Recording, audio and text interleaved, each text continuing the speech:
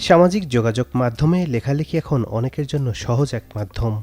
তবে এই সহজ মাধ্যমেই কখনো কখনো ছড়িয়ে পড়ছে যাচাই বাছাইহীন তথ্য, যার প্রভাব পড়ছে ব্যক্তি ও সমাজে।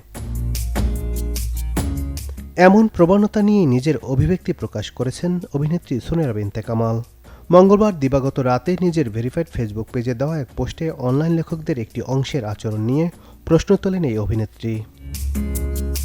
তিনি বলেন, সামাজিক মাধ্যমে অনেকেই না জেনে, না বুঝে কিংবা যাচাই না করেই নানা বিষয় নিয়ে মন্তব্য করছেন, আর যার বেশিরভাগই নেতিবাচক।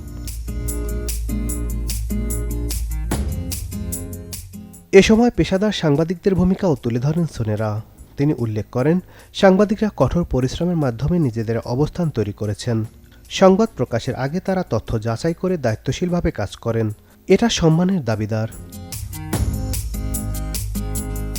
উদ্দেশ্য প্রণোদিতভাবে লেখা কিংবা মতামতের আড়ালে অপপ্রচার চালানোর প্রবণতা নিয়েও উদ্বেগ প্রকাশ করেন এই অভিনেত্রী। আমার এটা মনে হলো, ওটা মনে হলো, এভাবে কাউকে নিয়ে যা ইচ্ছে লেখা অযৌক্তিক এবং তা কারোর জন্যই সুবিধার নয়। এ ধরনের লেখার পেছনের উদ্দেশ্য কি অ্যাটেনশন, বিনোদন নাকি অর্থ উপার্জন, এ নিয়েও প্রশ্ন তোলেন অভিনেত্রী। সবশেষে ভক্ত অনুরাগীদের প্রতি সরাসরি আহ্বান জানিয়ে ভিত্তিহীন তথ্য থেকে দূরে থাকার পরামর্শ দেন সুনেরা। বলেন, যাচাইহীন বিষয় নিয়ে সময় নষ্ট না করে সচেতন থাকা এখন সময়ের দাবি। Desk report, channel 24।